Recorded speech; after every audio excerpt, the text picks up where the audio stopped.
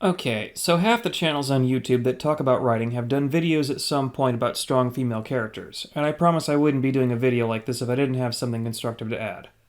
What I've noticed is that, for all the discussion about female characters, there hasn't been a ton of discussion around female character arcs. Let me ask you a question. What major change did Captain Marvel go through as a person in any of the movies that she's been in thus far? Did she go from being a hot-headed, borderline narcissist to becoming an actual hero like Tony Stark? Did she start out as a guy who solves all problems with a literal hammer like Thor? Did she go from wanting to fight for her country in one movie and then realizing that country's government was no longer upholding the values it once did, like Captain America? Or did she just learn how to smash things, and then learn that she already has all the power she truly needs? You could ask the same question about She-Hulk and Ironheart, but it doesn't stop with Marvel. Can you name one Disney remake in recent years where a girl has a character arc that you would call positive? Sadly, it's not even a problem unique to movies. I'm having a hard time thinking of a female character in Western cartoons, literature, or any other form of media that undergoes some kind of personal growth. At least, growth for the better. I actually have heard other YouTube channels trying to tackle this same issue, and it's not just that archetypes for women throughout the ages have always been more limited than the archetypes for men. The hero's journey for men has been fairly well defined, but there seem to be some elements that don't translate very well when you apply them to women. At least not without some modification. For starters, let me ask you this. Have you ever heard someone accuse a female action protagonist of basically just being a male protagonist but with added estrogen? This might not apply to every female action heroine, but it gets applied to a lot of them. The main reason is because that's basically what a lot of writers do. Make a male character, then add estrogen. It's not so bad when it's your first time writing a story, nobody's first work is a masterpiece. But it becomes a problem when Hollywood churns out loads of female characters like this as the finished product. Now, there are basically three types of character arcs. There are arcs that are primarily masculine, dealing with issues that in real life are almost exclusively going to be tackled by men. It's not necessarily bad for you to have a female character go through them, but the lessons involved aren't going to be as applicable to women in real life as they are to men. For example, your average superhero story largely deals with a character gaining powers that us mere mortals don't have, and it's not uncommon for them to strike around the age of puberty. And this might not mean much to girls, but in real life, boys spend the first 10 years of their lives being told that they need to obey the authority figures around them, and that authority is supposed to be backed up by force. Disobey your kindergarten teacher, and she'll pick you up by the seat of your pants and stick you in the timeout chair. But then puberty hits, and by the time we're in about 7th grade, it really is almost like we're given superpowers. All of a sudden, we're a lot stronger than many of the adult authority figures around us, and this is especially true when we're in a school setting where the overwhelming majority of teachers are middle-aged women who don't lift. It is entirely possible that the 8th grade boy can now pick up his teacher by the seat of her pants and stick her in timeout, provided she isn't fat. So now the question every pubescent boy is wondering is, why should I obey authority if it's no longer backed up by force? If I'm the strongest person in the room, why isn't everyone listening to me? Oh, sure, if I have a dad at home who will be furious when he finds out I flipped the teacher's desk over, that might motivate me to behave. But what if I don't? A lot of kids today don't have dads. Superheroes are largely about answering this question. In fact, Superman is the logical extension of it. He is so powerful that no earthly government can rein him in, so what stops him from just demolishing everything in his way and doing whatever he wants? This is why every good superhero handles the question of how do you use power when no one can stop you. Some variation of great power brings great responsibility, etc. Boys and men need role models like this. In a lot of ways, it's a culture's last line of defense to keep the 15-year-olds from destroying everything within walking distance of their schools.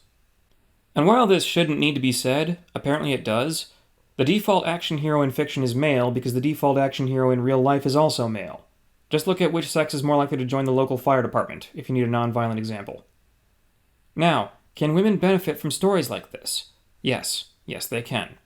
But applying it in their own lives is going to be different. And applicability is essential. Without that, you might as well be consuming the equivalent of junk food for your brain. This is why character archetypes are so important. Characters modeled after real people might be more realistic, but the more you make your characters identical to someone from real life, the less applicable their story becomes for everyone who doesn't have the exact same experiences. Archetypes are a way of appealing to as many people as possible, and the fact of the matter is that most women will not experience being the strongest person in a crowded room in their entire lives. They don't receive a boost of physical power when they hit puberty. They do receive another kind of power, which we'll talk about later. Next, we have gender-neutral arcs that aren't really tailored towards men or women. And I would say that most of the character arcs that protagonists are going to face are going to dip into this to an extent. There's quite a bit of overlap between the categories I'm working with here, so bear with me. I would say that most of the best female characters that I saw growing up relied heavily on character arcs that were more gender neutral than anything else. Raven from Teen Titans has her struggles with her dad being the DC equivalent of Satan, and spending her whole life knowing that no amount of good that she does will ever make up for the horrors she was fated to bring upon the world. I don't think you could really say that that's more closely related to the male or female experience. Pretty much all of the main girls in Adventure Time have gender-neutral character arcs too. I've talked about Bubblegum being a tyrant and Marceline's struggles with her past in my previous videos about relationships, but even Flame Princess and Huntress Wizard followed this pattern. Flame Princess goes from being the most emotionally unstable character in the cast to becoming the most stoic ruler in all of Ooh. And Huntress Wizard didn't really get enough screen time for us to see her character make a lot of progress. We do get the sense that she was learning to open up and accept that softness is not the same as weakness, but we never really see that to conclusion. And let's not forget about Sarah Connor from Labyrinth. If you haven't seen Labyrinth, first of all, how dare you? That movie is way older than I am, and I saw it when I was a teen, so its age is no excuse. And second, Labyrinth is all about growing up, learning what to leave behind as you do, and in the end, she doesn't have to give up creativity in childhood altogether. She just needs to know when to put it away and do adult things like taking care of her baby brother. Seriously, just go watch it already. It's a classic for a reason. Leaning a bit more towards femininity, we have characters like Starfire, who in one episode gets confronted with the fact that she's the emotional core of the Teen Titans, to the point where the entire team breaks apart and becomes shells of their former selves when she gets taken out of the time stream for 20 years. This is not exactly a feminine arc, but it leans more into the feminine side than many of the other characters I've mentioned so far. And finally, we have arcs that are entirely feminine. These are the ones that are incredibly rare, even more so in recent years. And when I say entirely feminine, I'm referring to a character arc that addresses an experience unique to women. That is, a character arc that cannot be described as a male character with tits glued on. Look, there's nothing wrong with having female characters with gender-neutral character arcs. There's not necessarily anything wrong with giving a female character a masculine arc, assuming it's handled well. But character fiction is meant to teach us what life is like for someone else. Girls benefit from seeing feminine character arcs because it teaches them how to handle things that they're going to have to experience. And men would benefit from seeing what life is like for women. Now, generally, there are really only two things that women do radically different from men: romance and growing up. Romance has become a complete disaster in media lately. Basically, feminists consider it toxic if the prince gets the girl at the end of the story, and have demonized the concept for so long that the idea of romance being a long-term goal for a woman is off the table. She's not going to be saved by the prince. She's not going to be saved by the prince, and she's not going to be dreaming about true love. Except when you're writing women's erotica. Somehow this is acceptable and can even be considered feminist lit as long as the dude involved is some kind of minotaur that the woman is milking. Bulls don't give milk. Bull minotaurs don't give milk. If white stuff is coming out of a bull or a minotaur, that's not milk. But outside of erotic fiction, romance between straight couples are becoming incredibly rare. You can still find lots of fiction with women getting into lesbian relationships, but those follow different rules. And I know this must sound ironic since I just made a video recently about how rare it is to find fiction that covers maintaining a relationship, but it's becoming increasingly rare to see couples getting together as well. With maintaining a relationship, it's because of market trends and a lack of opportunities for self-insert fiction, problems that have always been around. Stories about couples getting together are getting increasingly rare because of cultural pressures, mostly due to feminism, and this is a new problem. This has massively handicapped our media as a whole. Learning how to interact with the opposite sex as an adult is part of maturity. Second, it completely misunderstands the bulk of male-led character arcs. Take the classic story where the hero slays a dragon, rescues a princess, and they get married. This is a story about romance from a guy's perspective, where he does the things that he needs to do, namely slay a dragon, and this is what he has to do to earn the woman's affection. Male character arcs are just as often about romance. It's just a question of, do you want the relationship angle on the front end of the story or the back end? I love Re:Zero. It's probably one of the best shows out there, and definitely one of the best isekai, competing neck and neck with Konosuba. But the story is, at least initially, about Subaru shaping up and becoming the kind of man who is actually worthy of Amelia's affection. Season 3 is mostly about Subaru fashioning the world they're in into a place where Amelia can be happy, and she still hasn't decided if she feels the same way about him as he does about her. This is probably the best example of a male character arc that blends growing up with romance.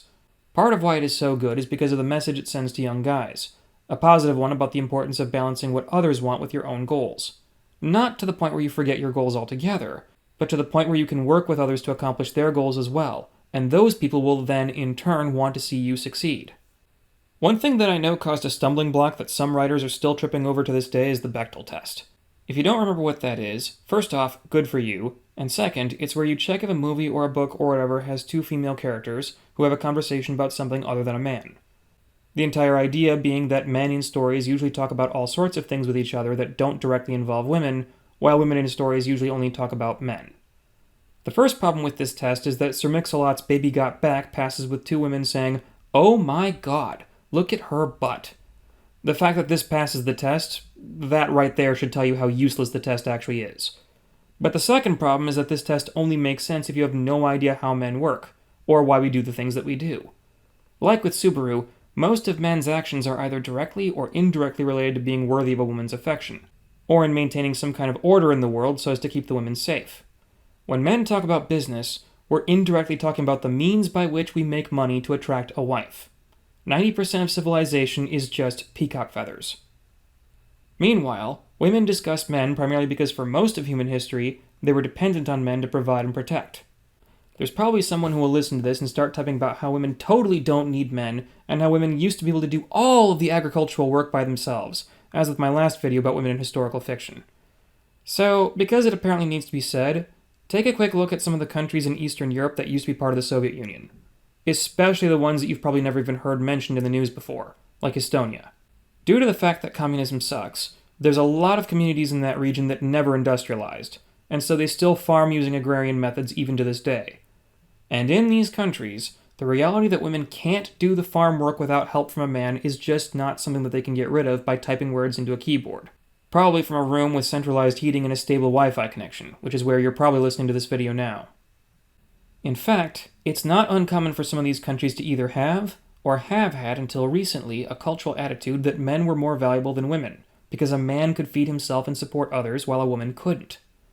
Women who still live in these kinds of communities today have to deal with this reality, and if we turned all the machines off in America, the same thing would quickly happen to women here too. So, in the same way that men talking about business are indirectly talking about women, women who talk about men are indirectly talking about business. Except when they're talking about which men to avoid, either because he's into drugs, or he beat his previous girlfriend, or whatever. Then they're talking about safety. Now, I mentioned in the beginning of this video how the hero's journey doesn't always translate well for female character arcs, and nowhere is this more prevalent in a story about growing up. Before I explain any further, we need to address an elephant in the room. How do you write women so well? I think of a man, and I take away reason and accountability.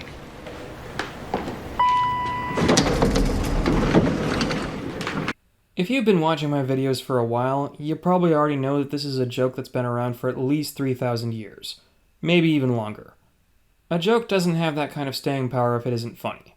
And a joke isn't funny if it doesn't have at least a nugget of truth in it. Now, while this joke shows up among the philosophers of Athens, or the satire of Roman poet Juvenal, it's curiously absent from the Middle Ages. Even in America, there's no reference I can find to suggest that this attitude towards women was held at all before the last century. All jokes have to be funny to be repeated, and they have to be partly true to be funny, but this joke only seems to circulate during a very particular stage of a civilization's life cycle. Specifically, when feminism or some historical equivalent has gone off the rails and enabled adult women to act like children and make the people around them face the consequences. This is something that I've noticed is incredibly lacking in most female characters in fiction today, whether that's women in Marvel, or in Disney remakes, or even women smut-lit, although I'm not really sure what you'd expect from that last one. The key here is that being without reason or accountability is the factory setting for all children, boys and girls, and maturity is largely about learning how to take on responsibilities. A kid is someone who relies on others. An adult is someone others can rely on. Accountability is the engine that drives a heroic character arc. Not just a growing up story, any heroic character arc. That's because accountability is really just understanding the cause and effect relationship between your actions and their consequences. There is no positive growth without it. And sadly, the reason why we don't see a lot of it in female characters today comes down to feminism, which, at least today, is now predominantly about avoiding accountability at all costs.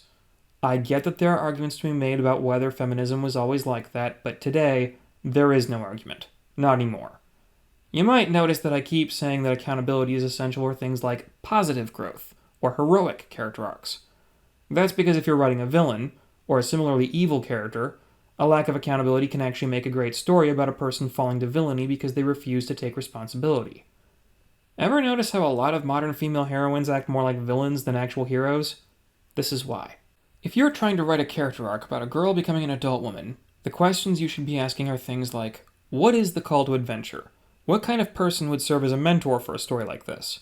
What kind of challenges do they face? What kind of transformation will they go through, and what will they be like when they come out of it? The problem with these questions, and the reason why they don't translate easily from a male character arc, is because a lot of the transformations that women go through naturally when they become adults are almost entirely done upon them by nature. What I mean by that is, when a girl becomes a woman, she doesn't need to earn the affection of men. That's just not something women have to do. To start, let's take a look at a pair of classic fairy tales with women protagonists. First, there's the Frog Prince. Today, people hear that story and they think the girl has to kiss a frog to turn him into a prince. But in the original fairy tale, that's not how it went. The princess is near a well, where she's dropped her golden ball and it has sunk to the bottom. A frog comes up to her and offers to retrieve it, but in return, she must allow him to live in her home as a guest. She agrees, and the frog dives into the well and brings her the ball. Now, this is a solid golden ball. That is a lot of weight for a little frog to try and push all the way up from the bottom. So he's completely exhausted when he climbs out of the well. But there's the ball. The princess then grabs the ball, hops onto her horse, and rides away from the slimy frog as fast as she can, believing that the frog won't be able to do anything about it. She goes to bed that night, sleeping soundly, but in the morning, she finds out that the guards at the front gate are talking to a frog, who asks if the princess has forgotten what she promised him. The princess tells the guards to get rid of the frog. She doesn't actually lie to them, but she doesn't tell the guards who the frog is or what happened either. And if you're a guy who is over the age of 25, you have met this woman before. You've met plenty of women exactly like this princess before. Now in the commotion, her father comes to the front gate and asks the princess to explain what's going on with the frog. The frog tells the father about the agreement that they made, and when her father asks the princess if she really did agree to let the frog stay as a house guest, she can't lie to her own father. The father insists that the frog be welcomed inside and scolds his daughter for breaking her promise. He then insists that the frog be given a seat at the table next to the princess, that he be given a room near hers, and even orders that she entertain the frog during the day as a punishment for trying to break the promise. During their time together, the princess discovers that the frog is actually rather civil. In spite of being a frog, he's surprisingly polite, well-spoken, gentlemanly. His character is so upstanding that the princess starts to feel guilty about how she treated him earlier. The frog doesn't turn into a prince overnight. It happens slowly, gradually, until one day the princess realizes that she's sitting next to a handsome prince. Other versions of the story involve her throwing the frog at a wall or cutting his head off, and that breaks the spell, somehow. A lot of violent solutions for some reason. But in most versions, a few things are consistent. First, the princess tries to weasel her way out of her agreement, and the frog, being the honorable sort that doesn't really understand deception, trusts her when he probably shouldn't. Then the princess tries to either escape her bargain or tries to kill him. Sometimes both, by sicking her soldiers on him when he tries to follow her home and asks if the princess has forgotten their agreement, suggesting that he is still naive. Then it's the father who has to step in and force his daughter to keep her word. The princess either can't bring herself to lie to her father, or he just knows her too well for her to fool him. At any rate, this leans into the idea that it's the father's job to make children improve, because running away and weaseling out of your deals and then sicking the guards on somebody when they try to collect, that is some fatherless behavior right there. Now, I'm not entirely sure how to interpret the more violent versions of the story. Maybe it's something about seeing the princess stoop to that level that makes her realize the frog is human. Or maybe it's the frog who realizes that she's not perfect either. A common problem that a lot of people have with women is that if women are people, and people have free will, and free will includes the capacity for evil, then women are capable of being evil. If you don't accept that, then you don't accept that women are people. Or maybe the frog's just into BDSM or something, I don't know. But the version where she's forced to entertain the frog during the day is the one that we're most interested in, because that's the one where she actually improves as a person. This version is largely about the princess learning to overcome her icks. If you don't know what that means, it's basically when a woman is disgusted by a guy for something that isn't really reasonable, often even contradictory. Like, he can't have any hobbies that aren't productive, but he needs to have interests that make him interesting. If women don't learn to get over these things, they not only dramatically limit their pool of men that they can date, but the men who don't trigger any icks in a woman are usually not husband material, which we'll go over in a bit in our next story. Finally, it's the time spent with a man of character that makes the woman ashamed of being dishonorable.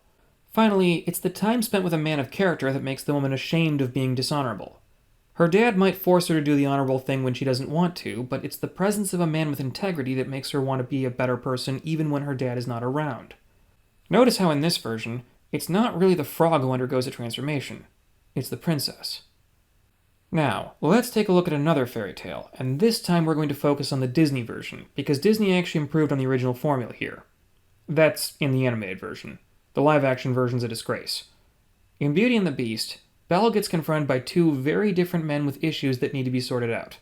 Belle picks one of them to work on and shape into an actual gentleman, but it's interesting to address which one she chooses. In real life, a guy's physical appearance isn't going to change. In fact, I think this is part of the reason why so many women in real life obsess over a guy's height more than his personality. Personalities can change. Height doesn't.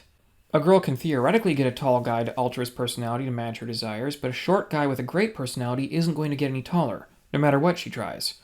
Unless she convinces him to get leg extension surgery, but I don't recommend it. So, Belle choosing the less physically attractive of her two guys to work on is an interesting choice, because Gaston's flaws are all down to his personality. Not only does he have the looks of a classic Disney Prince Charming, he also has a wide range of skills that would make him seem like an ideal man. The Beast, on the other hand, whom Disney says is named Prince Adam, if anyone's still wondering, has a number of personality flaws to go with the fact that he looks like Chewbacca. But the key difference is that for all the flaws that he has, narcissism isn't one of them. The Beast is a wreck, but he's open to improving in ways that Gaston isn't. And Belle picks up on this.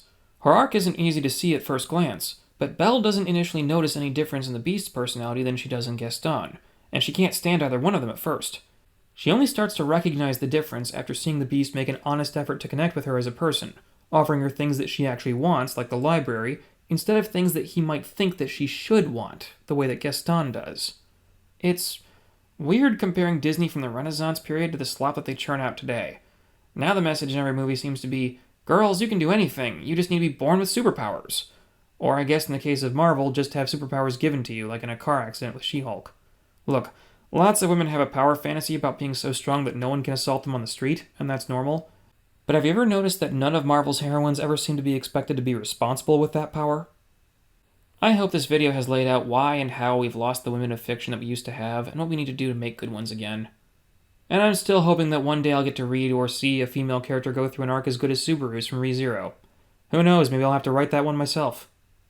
And finally, today's featured game is Schrodinger's Call, a light novel that has convinced me that I need to stop doing light novel reviews for this channel. Look, there's nothing inherently wrong with Schrodinger's Call, but there's a hard limit on what I can say about a game like this without spoiling things. You play as a vaguely Victorian-looking girl who has access to a phone that can call apparently anyone, with a cat named Schrodinger who tells you how to do your new job, which mostly involves reconnecting the spirits of people that you can presume are dead with their loved ones and resolving their issues as best you can. And like I said, there's not much else I can say without spoiling it. If light novels that aren't related to romance are your thing, give it a try. I do also want to announce that an audiobook version of The Science of Magic will be out soon, so stay tuned for that. And I also want to thank you all for reaching 100 subscribers. That might not be a lot, but honestly, I didn't think we were ever going to get this far. There might not be a lot of you, but I'm grateful for every one. Alright, that's all for today. Like, subscribe, share this video, and thank you all, and goodbye.